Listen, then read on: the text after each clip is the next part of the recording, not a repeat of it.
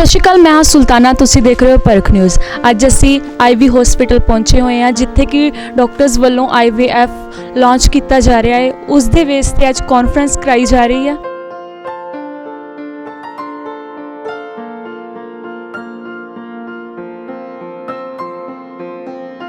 Good afternoon to all of you ji. Sat Shri Akal, Namaskar, and thank you so much for coming today. So ਅੱਜ ਅਸੀਂ launch ਕਰਨ ਜਾ ਰਹੇ ਹਾਂ ਆਪਣਾ IVF center, infertility center, ਜਿਹਦੇ ਵਿੱਚ ਸਾਡੇ ਕੋਲ 3 ਡਾਕਟਰਸ ਦੀ ਟੀਮ ਹੈ। ਇਨਫਰਟੀਲਿਟੀ ਅੱਜ ਕੱਲ੍ਹ ਦੇ ਮਾਡਰਨ ਟਾਈਮ ਦੇ ਵਿੱਚ ਅੱਗੋਂ ਨਾਲੋਂ ਉਹਦਾ ਇੰਸੀਡੈਂਸ ਬਹੁਤ ਜ਼ਿਆਦਾ ਵੱਧ ਗਿਆ। ਜ਼ਿਆਦਾ ਤਾਂ ਇਹਦੇ ਬਾਰੇ ਡਾਕਟਰ ਸਾਹਿਬ ਦੱਸਣਗੇ, ਬਟ ਜੋ ਅਸੀਂ ਲਿਟਰੇਚਰ ਪੜ੍ਹਦੇ ਹਾਂ ਜਾਂ ਜੋ ਨਿਊਜ਼ ਦੇਖਦੇ ਹਾਂ, which is again the reason is that Jinnah stress life ਦੇ ਵਿੱਚ ਐਡ ਔਨ ਹੋ ਗਿਆ ਹੈ, जिन्ने youngsters ने younger population है, be girls or boys, they both want to work, they want to pursue their careers in a way that they spend more time at work than at home. So एक balance create करते life ਦੇ ਵਿੱਚ ਕਿਤੇ ਨਾ ਕਿਤੇ ਜਿਹੜਾ stress ਹੈਗਾ, it affects on they're unable to conceive, their infertility rate has gone up. And infertile couples often, Dr. Abhishek, infertile couples often need support from a good center. They can come and get all services under one roof. Infertility, male infertility भी हुंदी है, female infertility भी हुंदी है. So साडे कोल जिहड़ी team of doctors हैगी है, ਉਹਦੇ 'ਚ ਅਸੀਂ ਦੋਨੋਂ ਤਰ੍ਹਾਂ ਦਾ ਇਲਾਜ ਕਰਦੇ ਹਾਂ, ਹਰ ਤਰ੍ਹਾਂ ਦਾ ਟ੍ਰੀਟਮੈਂਟ ਅਸੀਂ ਇੱਥੇ ਕਰਦੇ ਹਾਂ। इस सेंटर से असी पहले भी सेवावां दे रहे सी। इस सेंटर नूं असी होर अपग्रेड करके नवे इक्विपमेंट, नवी टेक्नीक दे नाल इनू दोबारा तो रीलॉन्च कर रहे हैं, क्योंकि सानू लगता है कि ये इस युग की, इस वक्त की बहुत वड्डी रिक्वायरमेंट है। तो साडे कोल 3 सीनियर डॉक्टर्स की टीम हैगी इहदे लई। Doctor Gursimran Kaur, doctor Priyanka, doctor Balveen, ये सारे इस टेक्नीक दे नाल ट्रेनड हैगे ने ਤੇ ਇਹ ਸੇਵਾਵਾਂ ਇਸ ਹਸਪਤਾਲ ਦੇ ਵਿੱਚ ਦੇਣਗੇ for infertility centre at IV hospital. So ਮੈਂ ਡਾਕਟਰ ਗੁਰਸਿਮਰਨ ਨੂੰ ਕਹਾਂਗੀ ਕਿ ਇਹਦੇ ਬਾਰੇ ਥੋੜ੍ਹਾ ਦੱਸਣਗੇ, ਅਤੇ ਫਿਰ ਡਾਕਟਰ ਬਲਵੀਨ ਵੀ ਇਹਦੇ ਬਾਰੇ ਦੱਸਣਗੇ।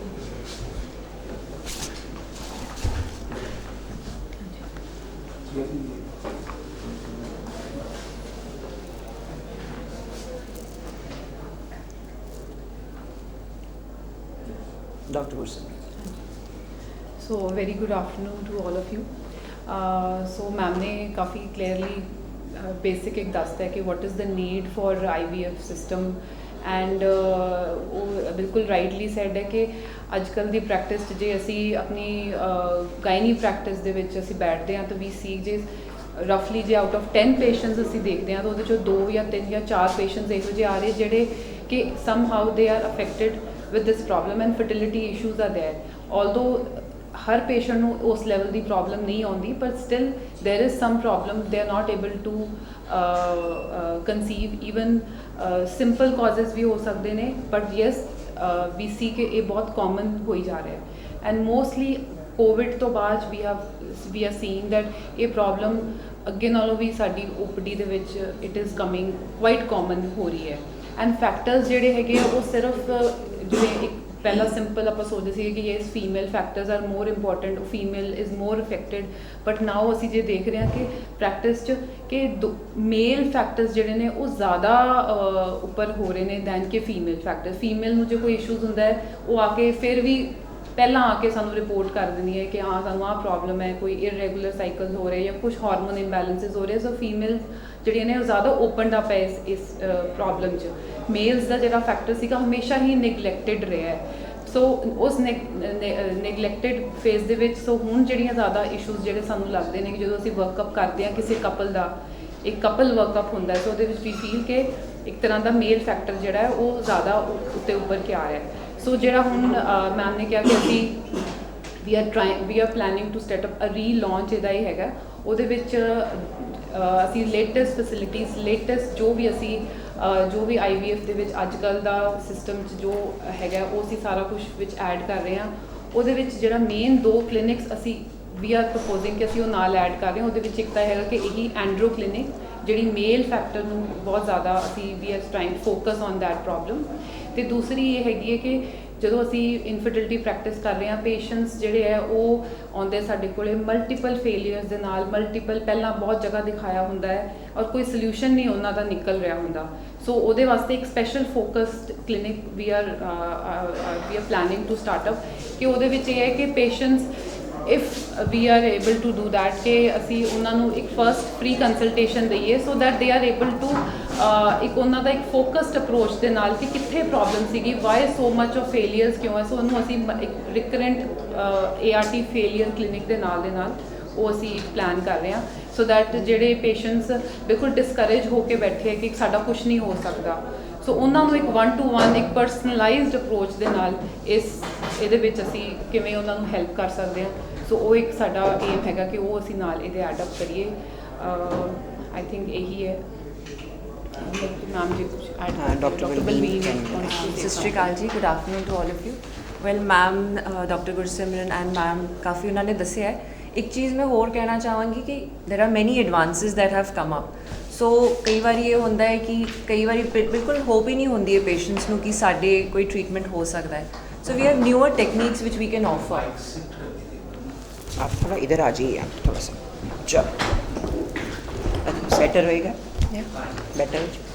देर are many newer techniques which we can offer. ਉਹਦੇ ਵਿੱਚੋਂ ਇੱਕ ਹੁੰਦਾ ਹੈ ਜਿਹੜਾ ਅਸੀਂ ਰੀਜੂਵੀਨੇਸ਼ਨ ਟ੍ਰੀਟਮੈਂਟ ਕਹਿੰਦੇ ਹਾਂ ਕਿ ਅਸੀਂ ਟ੍ਰੀਟਮੈਂਟ ਦੇ ਨਾਲ ਹੀ ਫੀਮੇਲ ਦੀ ਖੁਦ ਦੀ ਓਵਰੀਜ਼, ਆਪਣੀ ਓਵਰੀਜ਼ ਦੇ ਅੰਦਰ ਹੀ ਐਗਸ ਰਿਟਰੀਵ ਕਰਨ ਦੀ ਕੋਸ਼ਿਸ਼ ਕਰਦੇ ਹਾਂ। ਇੱਕ ਇਹ ਅਸੀਂ ਆਫਰ ਕਰਨਾ ਚਾਹੁੰਦੇ ਹਾਂ। ਨਾਲੇ ਜਿਹੜੇ ਕੈਂਸਰ ਪੇਸ਼ੈਂਟਸ ਹਨ ਅੱਜ ਕੱਲ੍ਹ ਬਹੁਤ ਜ਼ਿਆਦਾ ਕੈਂਸਰ ਦਾ ਵੀ ਇਨਸੀਡੈਂਸ ਵੱਧ ਗਿਆ ਹੈ। ਕਈ ਕੀਮੋਥੈਰੇਪੀ, ਰੇਡੀਓਥੈਰੇਪੀ ਨਾਲ ਦੇ lose their own ability to have pregnancies.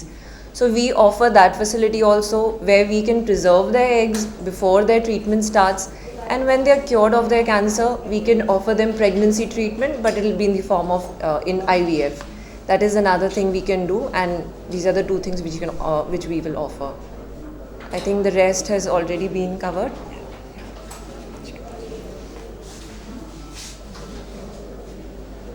जो IVF का खर्चा है अप्रोक्सीमेट कितना खाता है? Answer? हाँ जी, खर्चा ਤਾਂ ਇਸ ਤਰ੍ਹਾਂ ਨਾ ਜੀ ਕਿ ਡਾਕਟਰ ਅਭਿਸ਼ੇਕ ਵੀ ਦੱਸ ਸਕਦੇ ਨੇ ਕਿ IVF ਕਈ ਵਾਰੀ ਜਿਹੜਾ ਇਨ ਵਿਟਰੋ ਹੈਗਾ, ਹਾਂਜੀ, क्योंकि मोस्टली अंदर लोग ना काफ़ी लोग ਜਿਹੜੇ ਅਫੋਰਡ ਨਹੀਂ ਕਰ ਸਕਦੇ ਅਫੋਰਡ ਹੀ ਉਹਨਾਂ ਨੂੰ ਇਹੀ ਹੁੰਦਾ ਕਿ ਪਤਾ ਨਹੀਂ ਕਿੰਨਾ ਕੁ ਪੈਸਾ ਲੱਗ ਜੂਗਾ। ਆਹੀ ਨਹੀਂ ਕਿਸੇ ਪੈਸੇ ਦੇ ਕਰਕੇ ਮੰਨਦੇ ਨਹੀਂ ਅੱਗੇ। ਹਾਂਜੀ ਹਾਂਜੀ। ਇਸ ਕਾਰਨ ਮੈਂ ਜਾਣਨਾ ਚਾਹੁੰਦਾ ਜੀ ਤਾਂ ਕਿ ਉਹ ਵੀ ਲੋਕਾਂ ਨੂੰ ਅਵੇਅਰ ਹੋ ਜਾਵੇ ਕਿ ਨਹੀਂ ਕਿੰਨਾ ਨਹੀਂ, ਮੈਂ ਇੱਧਰ ਤੁਹਾਨੂੰ ਦੱਸਦੀ ਹਾਂ ਕਿ ਜਿਹੜਾ ਇਨ ਵਿਟਰੋ ਫਰਟੀਲਾਈਜੇਸ਼ਨ IVF ਉਸ ਤੋਂ ਪਹਿਲਾਂ ਵੀ ਬੜਾ ਕੁਝ ਹੁੰਦਾ ਹੈ।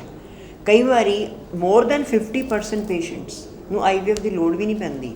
ਉਸ ਤੋਂ ਪਹਿਲਾਂ ਵੀ ਛੋਟੇ ਛੋਟੇ ਐਸੇ ਸਟੈਪਸ ਹੁੰਦੇ ਨੇ, ਅਵੇਅਰਨੈਸ ਦੀ ਲੋੜ ਹੈ। ਉਹ ਨਾਮ ਹੀ ਕਰਕੇ ਆਪਾਂ ਛੋਟੇ ਛੋਟੇ 15-20 ਹਜ਼ਾਰ ਦੇ ਛੋਟੇ ਪ੍ਰੋਸੀਜਰਸ ਦੇ ਨਾਲ ਵੀ ਕਈ ਵਾਰੀ ਕਨਸੀਵ ਕਰ ਦਿੰਦੇ ਨੇ। ਜਿਵੇਂ ਡਾਕਟਰ ਸਾਹਿਬ ਨੇ ਦੱਸਿਆ ਕਿ ਅਸੀਂ ART ਕਲੀਨਿਕ ਜਿਹੜੀ ਕਰਨਾ ਚਾਹੁੰਦੇ ਹਾਂ, ਹੁੰਦਾ ਕੀ ਹੈ ਕਿ ਇਸ ਬਿਮਾਰੀ ਨਾਲ ਪਹਿਲੇ ਬੰਦਾ ਝਿਜਕਦਾ ਹੈ। ਤੁਸੀਂ ਪਿੰਡਾਂ ਦੀ ਗੱਲ ਕੀਤੀ ਹੈ, ਉਸ ਪੋਪੂਲੇਸ਼ਨ ਦੇ ਵਿੱਚ ਉਹ ਕਦੀ ਕਿਸੇ ਚਲੋ ਲੋਕਲ ਬੰਦੇ ਕੋਲ ਚਲੇ ਗਏ, ਕੋਈ ਦਾਈ ਕੋਲ ਚਲੇ ਗਏ, ਫਿਰ ਹਲਕੇ ਜਿਹੇ ਕਿਸੇ RMP ਕੋਲ ਚਲੇ, ਕਰਦਿਆਂ ਟਾਈਮ ਵੀ ਬੜਾ ਨਿਕਲ ਜਾਂਦਾ। ਐਂਡ ਜਦ ਤੱਕ ਉਹ ਸਹੀ ਜਗ੍ਹਾ 'ਤੇ ਪਹੁੰਚਦੇ ਨੇ ਤਦ ਤੱਕ ਕਈ ਵਾਰੀ ਫਾਈਨੈਂਸ਼ੀਅਲੀ ਵੀ ਐਗਜ਼ੌਸਟ ਹੋ ਜਾਂਦੇ ਨੇ। ਸੋ ਮੈਂ ਇੱਕ ਤਾਂ ਮੈਸੇਜ ਇਹ ਦੇਣਾ ਚਾਹੁੰਦੀ ਹਾਂ ਕਿ ਕਈ ਵਾਰੀ ਸਾਨੂੰ ਇਨ ਵਿਟਰੋ ਫਰਟੀਲਾਈਜੇਸ਼ਨ ਦੀ ਲੋੜ ਪੈਂਦੀ ਨਹੀਂ। ਉਸ ਤੋਂ ਪਹਿਲਾਂ ਹੀ ਜੇ ਤੁਸੀਂ ਠੀਕ ਬੰਦੇ ਕੋਲ ਆ ਗਏ, ਜਿਸ ਬੰਦੇ ਨੇ ਪੂਰੇ ਪ੍ਰੋਸੀਜਰ ਨਾਲ ਚੱਲਣਾ ਹੈ, ਪਹਿਲੇ ਛੋਟਾ ਕੰਮ ਕਰਕੇ ਦੇਖਾਂਗੇ, ਫਿਰ ਉਸ ਤੋਂ ਹੋਰ ਟੈਸਟ ਵੱਡਾ ਕਰਕੇ ਦੇਖਾਂਗੇ, ਜਾਂ ਇੱਕ ਪ੍ਰੋਸੀਜਰ ਕਰਕੇ ਦੇਖਾਂਗੇ ਜਿਹਦੇ ਨਾਲ ਵੈਸੇ ਹੀ ਕੰਸੈਪਸ਼ਨ ਹੋ ਜਾਏਗੀ। ਉਹਨੂੰ ਐਜੂਕੇਟ ਕਰਕੇ, ਟ੍ਰੇਨ ਕਰਕੇ ਵੀ ਕਿੱਦਾਂ ਕੀ ਪ੍ਰੋਸੀਜਰ ਕਿਦੋਂ ਕਰਨਾ ਚਾਹੀਦਾ। ਫਿਰ ਜੇ IVF ਦੀ ਲੋੜ ਵੀ ਪੈਂਦੀ ਹੈ ਤੇ ਮੈਂ ਹਮੇਸ਼ਾ ਕਹਿੰਦੀ ਹਾਂ ਕਿ IV hospital always focus on honest, affordable, ethical work. Affordability ਸਾਡੀ ਹਰ ਪ੍ਰੋਸੀਜਰ ਦੀ ਹੁੰਦੀ ਹੈ। IV ਦਾ ਮੇਨ ਮਕਸਦ ਹੀ ਹਮੇਸ਼ਾ ਹੀ ਰਿਹਾ ਹੈ ਕਿ ਅਸੀਂ ਹਾਈ ਐਂਡ ਕੁਆਲਿਟੀ ਸਰਵਿਸਿਜ਼ ਦੇਖਣੀਆਂ ਨੇ, ਬਟ ਐਟ ਅਫੋਰਡੇਬਲ ਪ੍ਰਾਈਸਿੰਗ। ਸੋ 1 ਲੱਖ ਦੇ ਆਸ-ਪਾਸ IVF ਦਾ ਜਿਹੜਾ ਟ੍ਰੀਟਮੈਂਟ ਹੈਗਾ, ਜਿਹਦੇ ਵਿੱਚ ਕਾਫੀ ਜ਼ਿਆਦਾ ਹਾਰਮੋਨਸ ਲੱਗਦੇ ਨੇ, ਕਾਫੀ ਜ਼ਿਆਦਾ ਬਲੱਡ ਟੈਸਟ ਕੀਤੇ ਜਾਂਦੇ ਨੇ ਜਿਹੜੇ ਬੜੇ ਮਹਿੰਗੇ ਹੁੰਦੇ ਨੇ, ਉਹਨਾਂ ਦੀ ਕਿਟਸ ਹੀ ਬੜੀਆਂ ਮਹਿੰਗੀਆਂ ਹੁੰਦੀਆਂ ਨੇ। ਇਸ ਦੇ ਆਸ-ਪਾਸ ਅੰਦਾਜ਼ਨ ਦੇ ਵਿੱਚ IVF ਦਾ ਵੀ ਇਲਾਜ 1 ਲੱਖ ਦੇ ਆਸ-ਪਾਸ ਕੀਤਾ ਜਾ ਸਕਦਾ ਹੈ। ਠੀਕ ਹੈ ਜੀ ਡਾਕਟਰ ਸਾਹਿਬ? ਹਾਂਜੀ ਬਿਲਕੁਲ। ਹਾਂ ਜਿਸ ਵਜ੍ਹਾ ਸੇ ਤੁਸੀਂ ਦੱਸਿਆ ਕਿ ਲੈਕ ਆਫ ਨੌਲੇਜ ਕਰਕੇ ਹਾਂਜੀ। ਜਾਂ ਅਵੇਅਰਨੈਸ ਨਾ ਹੋਣ ਕਰਕੇ ਹੁੰਦਾ ਤੇ ਅਵੇਅਰਨੈਸ ਵਾਸਤੇ ਵੀ ਤੁਸੀਂ ਕੁਝ IVF ਹਸਪੀਟਲ ਵੱਲੋਂ ਕੋਈ ਅਸੀਂ ਬਿਲਕੁਲ ਕਰਾਂਗੇ ਜੀ, ਬਿਲਕੁਲ ਉਪਰਾਲਾ ਕਰਾਂਗੇ। ਅਸੀਂ ਛੋਟੀਆਂ ਗੈਦਰਿੰਗਸ ਕਰ ਰਹੇ ਹਾਂ। ਅਸੀਂ ਇਨਫੈਕਟ ਪਿੱਛੇ ਆਈਵੀ ਹੁਸ਼ਿਆਰਪੁਰ ਦੇ ਵਿੱਚ ਅਸੀਂ ਕੀਤਾ ਇਵੈਂਟ ਜਿਹਦੇ ਵਿੱਚ ਅਸੀਂ ਬਿਲਕੁਲ ਅੰਡਰ ਪ੍ਰਿਵਿਲੇਜਡ ਜਿਹੜੀਆਂ ਲੇਡੀ ਸੀਗੀਆਂ 50 ਲੇਡੀਜ਼ ਦੇ ਨਾਲ ਅਸੀਂ ਪਰਸੋਂ ਹੀ ਸੈਟਰਡੇ ਨੂੰ ਹੀ ਕੈਂਪ ਲਗਾਇਆ, ਉਹਨਾਂ ਨੂੰ ਉਹਦੇ 'ਚ ਅਵੇਅਰ ਕਰਾਇਆ। ਕੁਛ NGO ਸੀ ਲੋਕਲ, ਉਹਨਾਂ ਨੇ ਕੋਈ ਉਹਨਾਂ ਨੂੰ ਇੰਪਾਵਰਮੈਂਟ ਕਰਨ ਲਈ ਛੋਟੇ ਉਹਨਾਂ ਨੂੰ ਕੋਈ ਸਿਖਾ ਰਹੇ ਸੀ, ਟੈਕਨੀਕ ਸਿਖਾ ਰਹੇ ਸੀ, ਕੋਈ ਬਿਊਟੀ ਪਾਰਲਰ ਦੇ ਕੋਰਸਿਸ ਕਰਾ ਰਹੇ ਸੀ।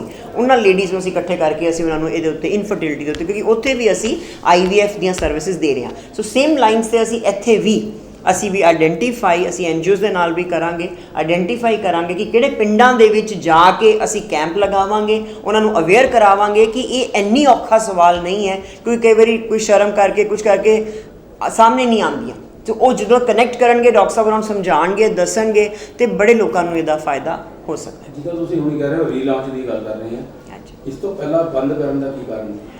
ਬੰਦ ਅਸੀਂ ਕਦੀ ਵੀ ਨਹੀਂ ਕੀਤਾ ਜੀ। ਕੋਵਿਡ ਦੇ ਦੌਰਾਨ ਮੈਂ ਦੱਸਦੀ ਹਾਂ, ਕੋਵਿਡ ਦੇ ਦੌਰਾਨ ਵੈਸੇ ਵੀ ਥੋੜ੍ਹਾ ਜਿਹਾ ਇੱਕ ਸਕੇਅਰ ਹੋਣ ਕਰਕੇ ਥੋੜ੍ਹਾ ਜਿਹਾ ਅਵੇਅਰਨੈਸ ਹੋਰ ਘੱਟ ਗਈ ਕਿ ਵੀ ਇੱਥੇ ਹੁੰਦਾ ਵੀ ਹੈ ਕਿ ਨਹੀਂ ਹੁੰਦਾ। ਕਰਦੇ ਹਾਂ, ਹੁਣ ਵੀ ਅਸੀਂ ਕਰ ਰਹੇ ਹਾਂ ਉਹਦੇ ਵਿੱਚ ਕੰਮ, ਬਟ ਘੱਟ ਕਰ ਰਹੇ ਹਾਂ। ਅਤੇ ਫਿਰ ਅਸੀਂ ਆਪਣੀ ਲੈਬ ਨੂੰ ਵੀ ਇਕਵਿਪਮੈਂਟ ਵੀ ਅਪਗ੍ਰੇਡ ਕਰਦੇ ਰਹੀਦਾ ਜੀ ਹਰ ਵਾਰੀ। ਜਿਹੜੇ ਸਾਡੇ ਕੋਲ ਇੱਥੇ ਇੱਕ ਕੈਥ ਲੈਬ ਹੈ ਹਾਰਟ ਦੀ, ਅਸੀਂ ਹੁਣ ਦੂਜੀ ਕੈਥ ਲੈਬ ਲਗਾ ਰਹੇ ਹਾਂ। ਸੋ ਨਵੀਆਂ ਚੀਜ਼ਾਂ ਅਪਗ੍ਰੇਡ ਵੀ ਕਰਦੇ ਰਹੇ, ਤਾਂ ਇਕਵਿਪਮੈਂਟ ਵੀ ਅਸੀਂ ਥੋੜ੍ਹੀ ਅਪਗ੍ਰੇਡ ਕੀਤੀ ਹੈ, ਅਤੇ ਅਸੀਂ ਨਵੀਂ ਟੀਮ ਆਫ ਡਾਕਟਰਸ, ਹੋਰ ਐਕਸਪਰਟਸ ਟੀਮ ਵੀ ਲੈ ਕੇ ਆਏ ਹਾਂ, ਅਤੇ ਇਸ ਕਰਕੇ ਅਸੀਂ ਇਹਨੂੰ ਦੁਬਾਰਾ ਰੀਲਾਂਚ ਨਾਲੇ ਇਹਦੇ ਵਿੱਚ ਨਾ ਹੁਣ ਇੱਕ ਨਵਾਂ ਲਾਅ ਵੀ ਆਇਆ ਪਿੱਛੇ ਜੇ, ਕੁਝ ਕਾਫੀ ਕਲੀਨਿਕਸ ਜਿਹੜੀਆਂ ਨੇ ਕੁਛ ਨੇ ਤਾਂ ਕਾਫੀ ਬੰਦ ਹੀ ਕਰਤਾ ਸੀ ਕਿਉਂਕਿ ਲਾਅ ਬਿਲਕੁਲ ਕਲੀਅਰ ਨਹੀਂ ਸੀਗਾ। ਕੁਛ ਨੇ ਕੰਮ ਘਟਾਇਆ ਸੀ, ਕੁਛ ਉਹਦੇ ਵਿੱਚ ਕਾਫੀ ਸਾਰੀਆਂ ਚੀਜ਼ਾਂ ਇਹੋ ਜਿਹੀਆਂ ਆਈਆਂ ਕਿ ਤੁਸੀਂ ਆਹ ਕਰ ਸਕਦੇ ਹੋ, ਆਹ ਨਹੀਂ ਕਰ ਸਕਦੇ ਹੋ। ਸੋ ਉਸ ਸੈਂਸ ਦੇ ਵਿੱਚ ਹੁਣ ਬਿਲਕੁਲ ਇਟਸ ਇਸ ਸਟੇਜ 'ਤੇ ਆ ਕੇ ਕਲੈਰਿਟੀ ਸਾਨੂੰ ਕਲੀਨਿਸ਼ੀਅਨਸ ਨੂੰ ਵੀ ਹੋ ਗਈ ਹੈ ਕਿ ਅਸੀਂ ਕਰਨਾ ਕਿਵੇਂ ਇਹ ਕੰਮ। ਸੋ ਉਹ ਇਹ ਇੱਕ ਲਾਅ ਜਿਹੜਾ ਅੱਜ ਤੋਂ ਕਦੀ ਵੀ ਇੰਡੀਆ ਦੇ ਵਿੱਚ ਹਜੇ ਤੱਕ ਬਣਿਆ ਹੀ ਨਹੀਂ ਸੀ ਕੋਈ ਲਾਅ। ਸੋ ਇਹ ਹੁਣ May 22 'ਚ ਇਹ ਜਿਹੜਾ ਲਾਅ ਹੁਣ ਜਾ ਕੇ ਐਪਲੀਕੇਬਲ ਹੋਇਆ, ਜਿਹੜਾ ਕਿ IVF ਕਲੀਨਿਕਸ ਦੇ ਉੱਤੇ ਲੱਗਦਾ ਹੈ। ਸੋ ਇਹ ਲਾਅ ਦਾ ਵੀ ਮੈਂ ਥੋੜ੍ਹਾ ਦੱਸਣਾ ਚਾਹੂੰਗੀ ਕਿ ਇਹ ਇੱਕ ਗਵਰਨਮੈਂਟ ਦਾ ਉਪਰਾਲਾ ਹੈ। ਲਾਅ ਇਹ ਹੁਣ ਲਾਅ ਬਾਈਂਡ ਹੋ ਗਿਆ ਹੈ ਇਹ ਸਿਸਟਮ। ਸੋ ਇਹਦੇ ਵਿੱਚ ਕਈ ਚੀਜ਼ਾਂ, ਕਈ ਸੈਂਟਰ ਜਿਹੜੇ ਕਿ ਬਿਲਕੁਲ ਕੰਮ ਥੋੜ੍ਹਾ ਕੁਛ ਇੱਦਾਂ ਹੋ ਰਿਹਾ ਸੀ ਜਿਹੜਾ ਕਿ ਪੇਸ਼ੈਂਟ ਸਫਰ ਕਰ ਰਹੇ ਸੀਗੇ, ਸੋ ਉਸ ਚੀਜ਼ ਨੂੰ ਇਹਨਾਂ ਨੇ ਬਾਈਂਡ ਕਰਤਾ। ਸੋ ਹੁਣ ਐਥੀਕਲੀ ਜਿਹੜੇ ਸੈਂਟਰ ਚੱਲ ਸਕਦੇ ਹੈ, ਵਧੀਆ ਕੰਮ ਕਰ ਸਕਦੇ ਹੈ, ਔਰ ਜਿਹੜਾ ਪੇਸ਼ੈਂਟ ਨੂੰ ਕੋਈ ਪ੍ਰੋਬਲਮ ਨਾ ਹੋਵੇ, ਕੁਛ ਨਹੀਂ ਹੋ ਸਕਦਾ। So it is very clear, ਉਹਨਾਂ ਨੇ ਬੜੀਆਂ ਕਲੀਅਰ ਗਾਈਡਲਾਈਨਸ ਸਾਨੂੰ ਦਿੱਤੀਆਂ। ਸੋ ਉਹਦੇ ਅੰਡਰ ਜਿਹੜੇ ਸੈਂਟਰਸ ਅਪਲਾਈ ਕਰ ਰਹੇ ਨੇ ਉਹੀ ਜਿਹੜਾ ਠੀਕ ਕੰਮ ਹੋ ਸਕਦਾ ਉਹੀ ਕਰ ਰਹੇ ਹੈ। ਸੋ ਇਹ ਵੀ ਇੱਕ ਚੀਜ਼ ਹੈ, ਇਸੇ ਕਰਕੇ ਇਹਨੂੰ ਤੁਸੀਂ ਹੁਣੇ ਦੱਸਿਆ ਕਿ ਇਹ ਜਿਹੇ ਕੇਸ ਹੁਣ ਜ਼ਿਆਦਾ ਆਉਣੇ ਸ਼ੁਰੂ ਹੋ ਗਏ ਆ, ਪਹਿਲਾਂ ਨਹੀਂ ਸੀਗੇ, ਤੇ ਕੀ ਐਜ਼ ਪਰ ਯੂਰ ਸਟੱਡੀ ਕੀ ਕਾਰਨ ਰਹੇ ਨੇ ਕਿ ਹੁਣ ਵੱਧ ਗਏ ਨੇ ਇਹ ਜਿਹੇ ਕੇਸਿਸ, ਜਦਕਿ ਪਹਿਲਾਂ ਕੇਸਿਸ ਘੱਟ ਸੀਗੇ ਤੇ ਹੁਣ ਜ਼ਿਆਦਾ ਹੋ ਗਏ? ਕਾਰਨ ਤਾਂ ਦੇਖੋ ਲਾਈਫ ਸਟਾਈਲ ਦੇ ਰੀਜ਼ਨਸ ਕਾਰਨ ਇਹ ਬਿਲਕੁਲ ਹੈਗੇ ਹੈ। ਸਟ੍ਰੈਸ, ਮੈਮ ਨੇ ਪਹਿਲਾਂ ਹੀ ਦੱਸਿਆ ਕਿ ਸਟ੍ਰੈਸ ਬਹੁਤ ਵੱਡਾ ਰੀਜ਼ਨ ਹੈ ਕਿ ਕਪਲ ਵੈਸੇ ਹੀ ਬਹੁਤ ਜ਼ਿਆਦਾ ਇਸ਼ੂਜ਼ ਬਿਕੋਜ਼ ਆਫ ਸਟ੍ਰੈਸ ਹੋ ਰਹੇ ਹੈ। ਸੋ ਇਹ ਉਸ ਐਜ਼ ਅ ਕਪਲ ਇਫ ਜੇ ਅਸੀਂ ਐਗਜ਼ਾਮਿਨ ਕਰੀਏ ਤਾਂ ਸਭ ਤੋਂ ਵੱਡੀ ਪ੍ਰੋਬਲਮ ਹੀ ਫਿਰ ਫਰਟੀਲਿਟੀ 'ਤੇ ਆ ਜਾਂਦੀ ਹੈ ਵੀ ਜੇ ਹੋਰ ਸਟ੍ਰੈਸ ਕਰਕੇ ਹੋਰ ਪ੍ਰੋਬਲਮਸ ਹੋ ਰਹੀ ਹੈ। ਸੋ ਫਰਟੀਲਿਟੀ ਤਾਂ ਸਭ ਤੋਂ ਮੇਜਰਲੀ ਅਫੈਕਟ ਹੁੰਦੀ ਹੈ ਉਹਦੇ ਵਿੱਚ। ਅਤੇ ਬਾਕੀ ਉਹੀ ਹੈ ਕਿ ਮੋਸਟਲੀ ਜੇ ਅਸੀਂ ਦੇਖੀਏ ਡਾਟਾਸ ਦੇਖੀਏ ਤਾਂ ਅਰਬਨ ਪਾਪੂਲੇਸ਼ਨਸ 'ਚ ਇਨਫਰਟੀਲਿਟੀ ਜ਼ਿਆਦਾ ਇਸੇ ਰੀਜ਼ਨਸ ਕਰਕੇ ਆ ਰਹੀ ਹੈ। ਲਾਈਫ ਸਟਾਈਲ, ਅਨਹੈਲਦੀ ਹੈਬਿਟਸ ਹੋ ਰਹੀਆਂ, ਈਟਿੰਗ ਹੈਬਿਟਸ ਹੋ ਰਹੀਆਂ। ਰੂਰਲ ਠੀਕ ਹੈ, ਰੂਰਲ ਦੇ ਵਿੱਚ ਦੇਖੋ, ਰੂਰਲ ਦੇ ਵਿੱਚ ਵੀ ਪ੍ਰੋਬਲਮ ਹੈ, ਪਰ ਰੂਰਲ ਪਾਪੂਲੇਸ਼ਨ ਜਿਹੜੀ ਮੇ ਵੀ ਉਹੀ ਹੈ ਕਿ ਹਜੇ ਬਹੁਤ ਜ਼ਿਆਦਾ ਉੱਤੇ ਉਹ ਪੇਸ਼ੈਂਟਸ ਨਹੀਂ ਆਉਂਦੇ, ਪਰ ਅਰਬਨ ਦੇ ਵਿੱਚ ਪ੍ਰੋਬਲਮਸ ਹੋਰ ਹੈ, ਰੂਰਲ ਦੀਆਂ ਪ੍ਰੋਬਲਮਸ ਹੋਰ ਹੈ। ਸੋ ਪ੍ਰੋਬਲਮਸ ਅਰਬਨ ਦੀਆਂ ਜ਼ਿਆਦਾ ਹੋਣ ਕਰਕੇ ਇਹੀ ਹੈ ਕਿ ਡਾਈਟ ਦਾ ਇਸ਼ੂਜ਼ ਜਿਹੜੇ ਰੂਰਲ 'ਚ ਇੰਨਾ ਜ਼ਿਆਦਾ ਹਜੇ ਨਹੀਂ ਆਇਆ, ਲਾਈਫ ਸਟਾਈਲ ਦੇ ਚੇਂਜਸ, ਇਹ ਸਾਰੀਆਂ ਜਿਹੜੀਆਂ ਜਿਹੜੇ ਸਟ੍ਰੈਸ ਰਿਲੇਟਡ ਪ੍ਰੋਬਲਮਸ ਜਿਹੜੀਆਂ ਕਿ ਫਰਟੀਲਿਟੀ ਨੂੰ ਬਹੁਤ ਜ਼ਿਆਦਾ ਅਫੈਕਟ ਕਰ ਰਹੀਆਂ, ਉਹ ਜ਼ਿਆਦਾ ਅਰਬਨ ਪਾਪੂਲੇਸ਼ਨ ਸੇ ਅਫੈਕਟ ਹੋਇਆ। ਇਸ ਕਰਕੇ ਪ੍ਰੋਬਲਮ ਇਹਦੇ ਵਿੱਚ ਇੱਕ ਹੋਰ ਸਵਾਲ ਆਉਂਦਾ ਹੈ ਕਿ ਜਿਵੇਂ ਤੁਸੀਂ ਜ਼ਿਕਰ ਕੀਤਾ ਕਿ ਅਰਬਨ ਤੇ ਰੂਰਲ ਦਾ, ਤਾਂ ਖਾਸ ਤੌਰ ਤੇ ਅਰਬਨ ਜਿਹੜੇ ਹੈਗੇ ਨੇ ਲੋਕ, ਉਹਨਾਂ ਦੇ ਵਾਸਤੇ ਹੀ ਸਹੂਲਤਾਂ ਜ਼ਿਆਦਾਤਰ ਮੁਹੱਈਆ ਕਰਵਾਈ ਜਾ ਰਹੀਆਂ ਨੇ ਇਸ ਵਕਤ? ਨਹੀਂ ਜੀ, ਇਹ ਤਾਂ ਫਰਟੀਲਿਟੀ ਇਸ਼ੂਜ਼ ਤਾਂ ਕਿਸੇ ਨੂੰ ਵੀ ਹੋ ਸਕਦੇ ਨੇ ਨਾ। ਇਹ ਤਾਂ ਅਸੀਂ ਤਾਂ ਇਨਸੀਡੈਂਟਸ ਦੀ ਗੱਲ ਕਰ ਰਹੇ ਹਾਂ ਕਿ ਕਿਹਦੇ ਵਿੱਚ ਸਾਨੂੰ ਇਸ ਸਟੇਜ 'ਤੇ ਜ਼ਿਆਦਾ ਲੱਗ ਰਿਹਾ ਕਿ ਰੀਜ਼ਨ ਕਿਹੜੇ ਜ਼ਿਆਦਾ, ਕਿਹੜੀ ਪਾਪੂਲੇਸ਼ਨ ਨੂੰ ਜ਼ਿਆਦਾ ਅਫੈਕਟ ਕਰ ਰਹੇ। ਸੋ ਜਿਹੜੇ ਅਰਬਨ ਰੀਜ਼ਨਸ ਹੈ ਉਹ ਅਰਬਨ ਪਾਪੂਲੇਸ਼ਨ ਨੂੰ ਜ਼ਿਆਦਾ ਕਰ ਰਹੇ। ਸੋ ਜਿਹੜੇ ਰੂਰਲ ਰੀਜ਼ਨਸ ਹੈ ਉਹ ਹੈਗੇ ਕਿ ਉਹਨਾਂ 'ਚ ਇਨਫੈਕਸ਼ਨਸ ਜ਼ਿਆਦਾ ਹੈਗੇ ਜਾਂ ਉਹ ਸਫਾਈ ਘੱਟ ਕਰਕੇ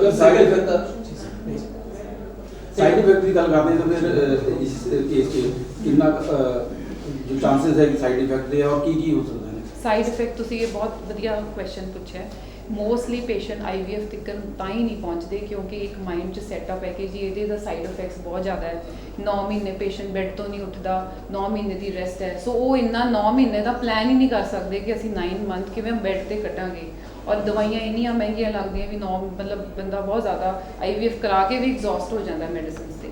ਸੋ ਇਹਦੇ ਵਿੱਚ ਇਹੀ ਹੈ ਕਿ ਅਸੀਂ ਜਿਹੜਾ ਹੁਣ IVF ਚੱਲ ਰਿਹਾ ਹੈ ਇਹਦੇ ਵਿੱਚ ਇੰਨੀ ਕੁ ਐਡਵਾਂਸਮੈਂਟ ਹੋ ਗਈ ਹੈ ਕਿ ਜਿਹੜੇ ਪ੍ਰੋਟੋਕੋਲਸ ਹੈ ਸਾਡੇ ਹੁਣ ਤਾਂ ਪਹਿਲਾਂ ਜਿਹੜੇ ਪ੍ਰੋਟੋਕੋਲਸ ਯੂਜ਼ ਹੋ ਰਹੇ ਸੀ ਉਹ ਹੁਣ ਬਿਲਕੁਲ ਮਤਲਬ ਬੰਦ ਹੀ ਹੋ ਰਹੇ ਹੈ। ਜਿਹੜੇ ਲੌਂਗ ਪ੍ਰੋਟੋਕੋਲਸ ਜਿਹਦੇ 'ਚ ਇੰਨੇ ਜ਼ਿਆਦਾ ਇੰਜੈਕਸ਼ਨਸ ਲੱਗਦੇ ਸੀਗੇ ਹੁਣ ਤਾਂ ਸਰ ਜਿਹੜੇ ਨਵੇਂ ਪ੍ਰੋਟੋਕੋਲਸ ਆ ਰਹੇ ਉਹ 'ਚ ਤਾਂ ਓਰਲ ਮੈਡੀਸਨ ਜਿੰਨੇ ਘੱਟ ਅਸੀਂ ਇੰਜੈਕਸ਼ਨਸ ਯੂਜ਼ ਕਰ ਰਹੇ ਹਾਂ ਪ੍ਰੋਟੋਕੋਲਸ 'ਚ ਉਹ ਉਨੀ safety level of the cycle improve ਹੋ ਰਹੀ ਹੈ ਉਹ ਜ਼ਿਆਦਾ। ਔਰ ਦੂਸਰਾ ਜੋ 9 ਮੰਥਸ ਬੈੱਡ ਰੈਸਟ ਕਈ ਇਹਦੇ ਵਿੱਚ ਹੈਗੀਆਂ ਗੱਲਾਂ ਕਿ ਉਹਦੇ ਵਿੱਚ 9 ਮੰਥਸ ਦਾ ਇਹ ਕਿ ਜਿਹੜੇ ਵਰਕਿੰਗ ਪੇਸ਼ੈਂਟਸ ਹੈ ਜਿਹੜੇ ਕੰਮ ਕਰਦੇ ਉਹ ਤਾਂ ਅਫੋਰਡ ਹੀ ਨਹੀਂ ਕਰ ਸਕਦੇ 9 ਮੰਥਸ। ਸੋ ਇੱਕ ਮਿਸਨੋਮੀਨਰ ਹੈ ਇਹ। ਫਸਟ 3 ਮੰਥਸ ਅਸੀਂ ਜ਼ਰੂਰ ਕਹਿੰਦੇ ਹਾਂ ਕਿ ਹਾਂ ਪੇਸ਼ੈਂਟ ਨੇ ਵੀ ਖਰਚਾ ਕੀਤਾ, ਸਾਨੂੰ ਵੀ ਹੈ ਕਿ ਫਸਟ 3 ਮੰਥਸ ਪ੍ਰੈਗਨੈਂਸੀ ਨੂੰ ਸੈਟਲ ਹੋਣ ਨੂੰ ਲੱਗਦੇ ਆ। ਉਸ ਤੋਂ ਬਾਅਦ ਜਿਹੜੇ ਵਰਕਿੰਗ ਹੁੰਦੇ ਉਹ ਤਾਂ ਆਪਣਾ ਜੌਬ ਜੁਆਇਨ ਕਰ ਸਕਦੇ ਆ। ਸੋ ਇਹ ਜਿਹਾ ਵੀ ਕੋਈ ਹੈ ਨਹੀਂ ਕਿ you have to be on bed. ਇੱਕ ਚੀਜ਼ ਮੈਂ ਐਡ ਕਰਨਾ ਚਾਹਾਂਗੀ, ਹਾਂਜੀ, ਕਿ ਲੋਕਾਂ ਨੂੰ ਲੱਗਦਾ ਹੈ ਕਿ ਇੰਜੈਕਸ਼ਨਸ ਦੇ ਸਾਈਡ ਇਫੈਕਟਸ ਹਨ, but it is not true ਕਿਉਂਕਿ ਸਾਡੀ ਬੋਡੀ 'ਚ ਆਲਰੇਡੀ ਪ੍ਰੈਜ਼ੈਂਟ ਹੈ। ਕਿੱਥੇ ਹਾਰਮੋਨਸ ਦਾ ਲੈਵਲ ਉੱਤੇ ਥੱਲੇ ਹੋ ਜਾਂਦਾ ਹੈ ਜਿਹਦੇ ਕਰਕੇ ਮਿਸਮੈਚ ਹੋ ਜਾਂਦਾ ਹੈ। ਸੋ ਅਸੀਂ ਜਿਹੜੀ ਚੀਜ਼ ਬੋਡੀ 'ਚ ਬਣ ਰਹੀ ਹੈ ਉਸ ਨੂੰ ਹੀ ਸਪਲੀਮੈਂਟ ਕਰ ਰਹੇ ਹਾਂ, ਕੋਈ ਨਵੀਂ ਚੀਜ਼ ਨਹੀਂ ਦਿੱਤੀ ਜਾਂਦੀ ਹੈ। ਨਾਲੇ ਬੋਡੀ ਜੋ ਚੀਜ਼ ਬਣ ਰਹੀ ਹੈ ਉਹਦੀ ਕਨਸਨਟ੍ਰੇਸ਼ਨ ਤਾਂ ਕਾਫੀ ਹੁੰਦੀ ਹੈ, ਅਸੀਂ ਤਾਂ ਬਹੁਤ ਘੱਟ ਡੋਜ਼ ਦਿੰਦੇ ਹਾਂ। ਔਰ ਰਹੀ ਗੱਲ ਜਿਹੜਾ ਮੈਮ ਨੇ ਕਿਹਾ bed rest the, since it is very precious, ਕਈ ਲੋਕ ਕਿੰਨੇ ਸਾਲਾਂ ਦੇ ਬਾਅਦ ਮੈਰਿਜ ਦੇ ਕਨਸੀਵ ਕਰਦੇ ਨੇ, ਇਸ ਕਰਕੇ ਅਸੀਂ ਕੁਝ ਪ੍ਰੀਕਾਸ਼ਨਸ ਦੱਸਦੇ ਹਾਂ। But it definitely does not mean ਕਿ ਲੇਡੀ ਨੇ ਪਲੰਗ ਤੋਂ ਉੱਠਣਾ ਹੀ ਨਹੀਂ ਹੈ, ਕਿ ਪੈਰ ਥੱਲੇ ਨਹੀਂ ਰੱਖਣਾ ਹੈ, ਕਿਉਂਕਿ ਲਾਸ ਹੋਏ ਤੇ ਇਮੋਸ਼ਨਲੀ ਵੀ ਬਹੁਤ ਜ਼ਿਆਦਾ ਹੁੰਦਾ ਹੈ, ਫਾਈਨੈਂਸ਼ੀਅਲ ਤੇ ਇੱਕ ਐਸਪੈਕਟ ਹੈ ਹੀ। ਡਾਕਟਰ ਸਾਹਿਬ ਤੁਸੀਂ ਜ਼ਿਕਰ ਕੀਤਾ ਇਹਦੇ ਵਿੱਚ ਪਹਿਲਾਂ ਕਿ ਕੁਝ ਕਾਨੂੰਨੀ ਤੌਰ ਤੇ ਇਹਦੇ ਵਿੱਚ ਕੋਈ ਨਿਯਮ ਵਗੈਰਾ ਕੁਝ ਬਣਿਆ, ਤਾਂ ਉਹਦੇ ਵਿੱਚ ਕੋਈ ਬੈਨੀਫਿਟ ਹੋਇਆ ਤੁਹਾਨੂੰ ਮਤਲਬ ਅੱਗੇ ਜਾ ਕੇ, ਜਾਂ ਫਿਰ ਉਹਦੇ ਨਾਲ ਕੋਈ ਕਿਸੇ ਤਰੀਕੇ ਦੀ ਕੋਈ ਬਾਉਂਡੇਸ਼ਨ ਹੋਈ? ਦੇਖੋ ਸ਼ੁਰੂ 'ਚ ਤਾਂ ਜਦੋਂ ਲਾਅ ਆਇਆ ਤਾਂ ਉਦੋਂ ਸਾਨੂੰ ਵੀ ਲੱਗ ਰਿਹਾ ਸੀ ਕਿ ਬਾਉਂਡੇਸ਼ਨ ਹੈ, ਪਰ ਜਦੋਂ ਅਸੀਂ ਉਹਨੂੰ ਸਮਝਿਆ ਸਾਰੇ ਲਾਅ ਨੂੰ, ਬਿਕੋਜ਼ ਇਹ ਸਰਕਾਰ ਨੇ ਇੱਕ ਦਿਨ 'ਚ ਤਾਂ ਨਹੀਂ ਬਣਾਇਆ, ਬਹੁਤ ਜ਼ਿਆਦੀਆਂ ਕਮੇਟੀਜ਼ ਬੈਠੀਆਂ, ਬਹੁਤ ਜ਼ਿਆਦਾ ਇਹਦੇ 'ਤੇ ਵਰਕਅਪ ਹੋਇਆ। ਸਾਡੇ ਵਰਗੇ ਡਾਕਟਰਸ ਇਨਫਰਟਿਲਿਟੀ ਸਪੈਸ਼ਲਿਸਟ ਵਿੱਚ ਬੈਠ ਕੇ ਕਮੇਟੀਜ਼ ਦੇ ਵਿੱਚ ਪਾਰਟ ਰਹੇ ਹੈ। ਸੋ ਇਹਨਾਂ ਨੂੰ ਅਸੀਂ ਕਾਫੀ ਵਾਰੀ ਐਡੀਟਿੰਗ ਵੀ ਕਰਾਈ ਹੈ, ਜੋ ਐਜ਼ ਅ ਡਾਕਟਰਾਂ ਦੇ ਲੈਵਲ 'ਤੇ ਜੋ ਸਾਨੂੰ ਲੱਗਦਾ ਕਿ ਹਾਂ ਇਹ ਓਵਰ ਬਾਉਂਡਿੰਗ ਹੈ, ਪੇਸ਼ੈਂਟ ਨੂੰ ਫਾਇਦਾ ਨਹੀਂ ਹੋਏਗਾ। ਸੋ ਉਸ ਕਰਕੇ ਇਹ ਪਹਿਲਾਂ 1 ਨਵੰਬਰ 'ਚ ਆਇਆ, ਫਿਰ ਇਹਦੀ ਇੱਕ ਮੋਡੀਫਿਕੇਸ਼ਨ ਫੈਬਰਰੀ 'ਚ ਫਿਰ ਆਈ, ਹੁਣ ਜਿਹੜੀ ਮੇ ਵਾਲੀ ਮੋਡੀਫਿਕੇਸ਼ਨ ਹੈ ਉਹ ਫਾਈਨਲ ਮੋਡੀਫਿਕੇਸ਼ਨ ਆਈ ਹੈ।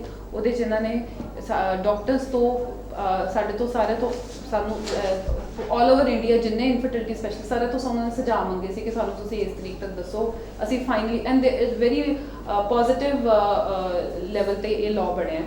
ਸੋ ਸਾਡੇ ਤੋਂ ਇਹਨਾਂ ਨੇ ਫੀਡਬੈਕਸ ਲੈ ਕੇ ਫਿਰ ਦੁਬਾਰਾ ਫਾਈਨਲ ਅਮੈਂਡਮੈਂਟ ਜਿਹੜੀ ਮੇ 'ਚ ਕੀਤੀ ਹੈ। ਸੋ ਉਸ ਤੋਂ ਬਾਅਦ ਐਸ ਸੱਚ ਜੇ ਦੇਖਿਆ ਜਾਵੇ ਤਾਂ ਜੇ ਤੁਸੀਂ ਜਿਹੜਾ ਵੀ ਸੈਂਟਰ ਅੱਛਾ ਕੰਮ ਕਰ ਰਿਹਾ ਹੈ ਉਹਦੇ ਵਿੱਚ ਕੋਈ ਬਾਈਂਡਿੰਗ ਨਹੀਂ ਹੈਗੀ।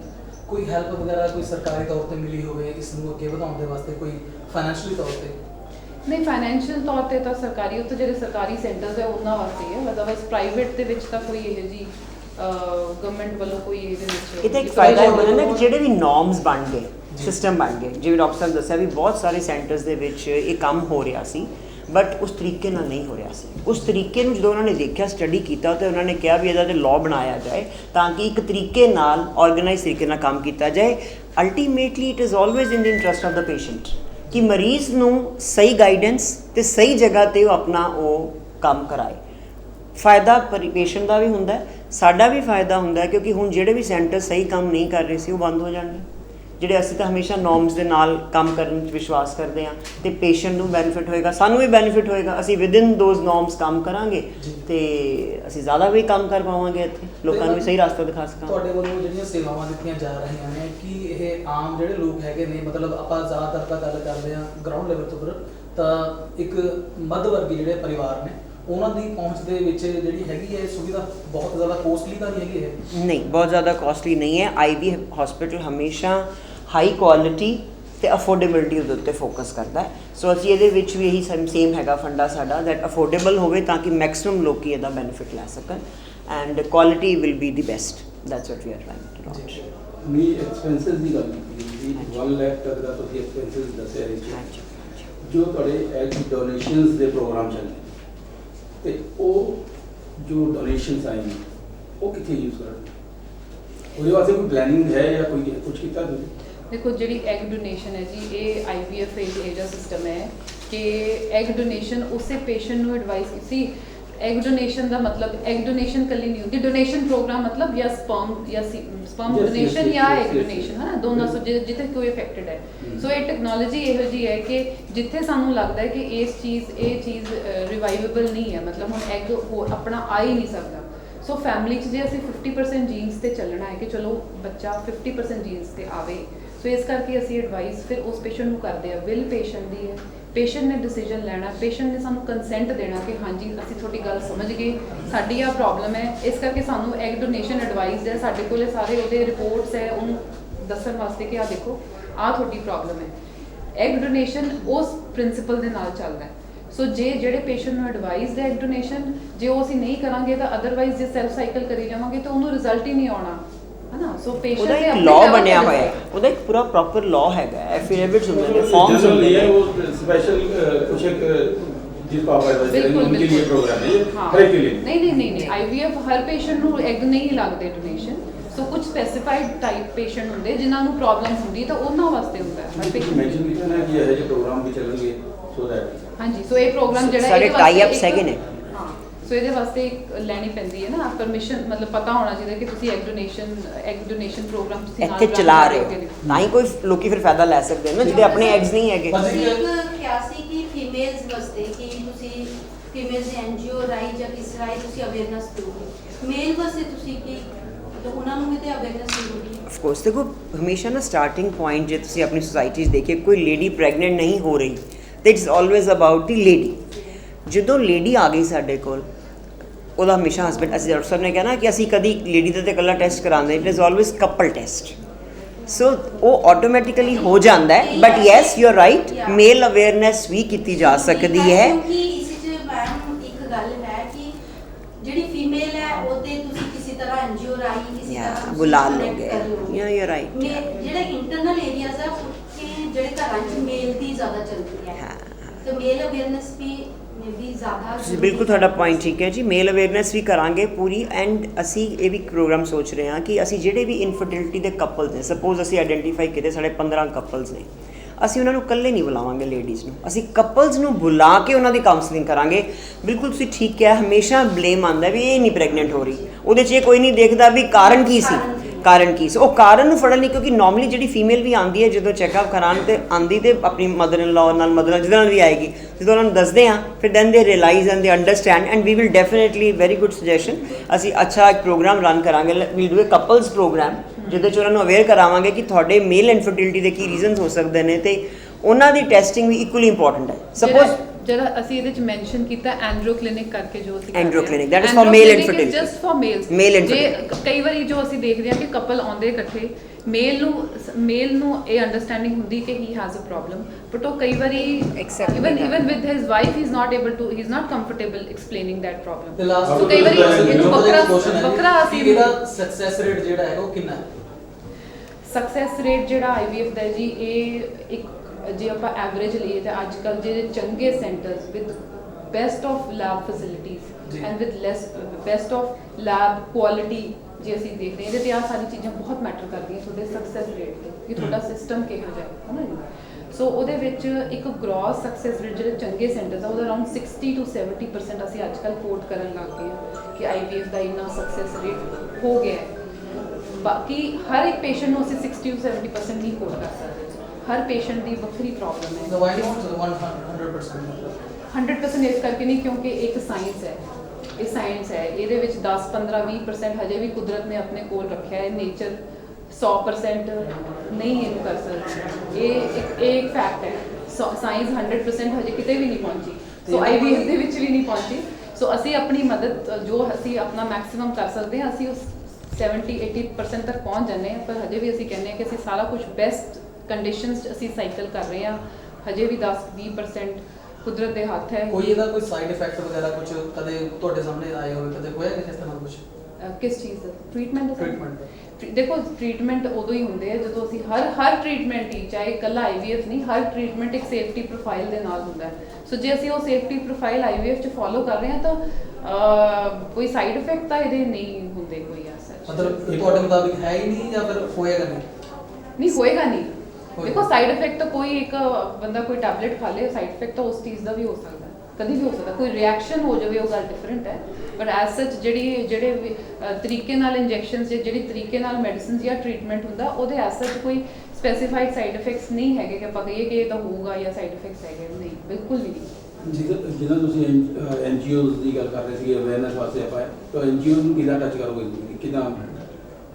ਤਾਂ ਹੈਗੀ ਲਿਸਟ ਹੈਗੀ ਸਾਡੇ ਕੋਲ ਹੈਗੀ ਲਿਸਟ ਹੈਗੀ ਸਾਡੇ ਕੋਲ, ਅਸੀਂ ਉਹਨਾਂ ਨਾਲ ਕੰਮ ਕਰਦੇ ਰਹਿੰਦੇ ਹਾਂ। ਜਿਵੇਂ ਅਸੀਂ, ਹਾਂ ਜੀ ਬਿਲਕੁਲ, ਅਸੀਂ ਬਾਕੀ ਜਿਵੇਂ ਹੋਰ ਡਿਪਾਰਟਮੈਂਟਸ ਨਾਲ ਵੀ, ਓਨਕੋਲੋਜੀ ਸਰਵਿਸਿਜ਼ ਜਾਂ ਜਿਹੜੇ ਵੀ ਉਹਨਾਂ ਨਾਲ ਕਰਦੇ ਰਹਿੰਦੇ, ਇਨ ਟੱਚ ਹੈਗੇ ਅਸੀਂ ਉਹਨਾਂ ਦੇ ਨਾਲ, ਅਸੀਂ ਉਹਨਾਂ ਨੂੰ ਬੁਲਾਵਾਂਗੇ, ਆਪ ਇਨਵਾਈਟ ਕਰਾਂਗੇ। ਐਂਡ ਐਂਡਰੂ ਕਲੀਨਿਕ ਜਿਹੜੀ ਡਾਕਟਰ ਸਾਹਿਬ ਨੇ ਕਹੀ ਹੈਗੀ ਮੇਲ ਇਨਫਰਟੀਲਿਟੀ ਲਈ, ਇਹ ਉਹਦਾ ਹੀ ਹੈਗਾ ਪਾਰਟ, ਪਰ ਉਹਦੇ ਲਈ ਸਾਡੇ ਕੋਲ ਯੂਰੋਲੋਜਿਸਟ, ਜਿਵੇਂ ਸਾਡੇ ਕੋਲ 2 ਸੀਨੀਅਰ ਯੂਰੋਲੋਜਿਸਟ ਹੈਗੇ ਨੇ, doctor Avinash and doctor Nitin. So ਜੇ ਉਹਨਾਂ ਦੀ ਕੋਈ ਐਸੀ ਕੋਈ ਸਰਜੀਕਲ ਪ੍ਰੋਸੀਜਰ ਕਰਨ ਦੀ ਲੋੜ ਪੈਂਦੀ ਹੈ ਮੇਲ ਇਨਫਰਟੀਲਿਟੀ ਲਈ, ਤੇ ਉਹ ਵੀ ਸਾਡੇ ਕੋਲ ਪ੍ਰੋਵੀਜ਼ਨ ਹੈਗੀ। ਮੈਡੀਸਨਲ ਜੋ ਹੋਏਗਾ ਉਹ ਤੇ ਹੋ ਹੀ ਜਾਏਗਾ, but surgical also we have a complete team here to take care of that also. हाँ जी, नमस्कार मैम। हेलो मैम, इस कॉन्फ्रेंस का रीज़न मैम? इस कॉन्फ्रेंस का रीज़न यही है कि हम ज़्यादा से ज़्यादा लोगों को इस बात से अनुभव कराना चाहते हैं कि आईवी हॉस्पिटल में नई टेक्निक से और नई चीज़ों से हम IVF का सक्सेस रेट बढ़ाने का दावा देते हैं। बल्कि हमारे पास वो वाले पेशेंट्स भी हैं जो previous multiple times IVF failure है, जो कि हम अपने सेंटर से उनको अच्छे से अच्छा और आउटकम देने का वादा कर सकते हैं। मैम, इसकी मतलब अमाउंट कितनी तक हो सकती है?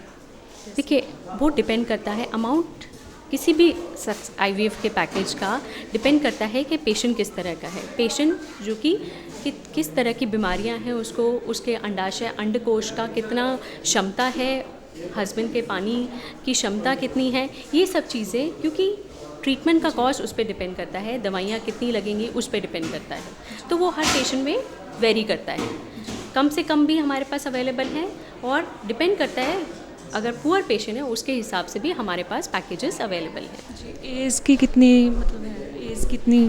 देखिए, बच्चे के लिए तो चाह किसी भी उम्र में ख़त्म नहीं हो सकती, तो हमारे पास जो एज़ एल्डरली एज़ हमने 45 to 50 ईयर्स तक के कपल्स को भी हमने सक्सेसफुली IVF का हम दावा देते हैं, क्योंकि हमारे पास जो हमारी लैब है वो इक्विप्ड है, हमारे एम्ब्रियोलॉजिस्ट जो है वो इक्विप्ड हैं, तो इस कारण हम आपको बता सकते हैं कि एज कोई लिमिट नहीं है। ठीक है, डिपेंड करता है पेशेंट की किस तरह की क्षमता है, पेशेंट का अंडकोश, हस्बैंड का अंडकोश, इन सब चीज़ों पे काफ़ी डिपेंड करता है सक्सेस रेट भी और आगे की रिजल्ट्स भी। जैसे मैम लेडीज़ को अवेयर किया जाता है, मतलब जो जेंट्स हैं उनके लिए क्या मतलब क्या करें? देखिए, मैं कहूँगी कि दोनों को अवेयर होना बहुत ज़रूरी है, चाहे वो मेल हैं चाहे वो फीमेल हैं।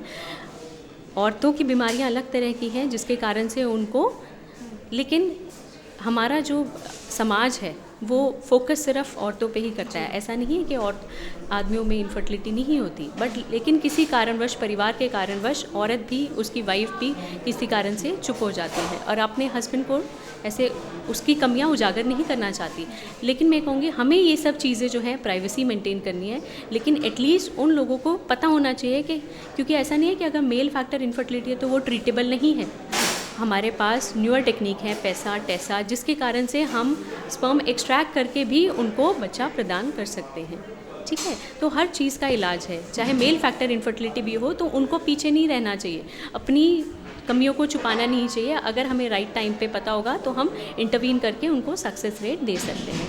मैम, क्या मैसेज देना चाहेंगे आप? मैं सभी को यही मैसेज देना चाहूँगी, चाहे वो यंग कपल है चाहे वो लेट कपल है, लेकिन सबको अपना प्री कंसेप्शनल काउंसलिंग, अपनी काउंसलिंग, अपने टेस्ट के कारण से ही वो अपनी क्षमताओं को बता पाएंगे और रिजल्ट्स उसके ऊपर काफ़ी फ़र्क डालते हैं। तो उनको हमारे पास हर बुधवार के दिन हम फ्री कैंप का आयोजन किया है, जिसमें पुअर पेशेंट्स भी आके इस चीज़ों का लाभ उठा सकते हैं।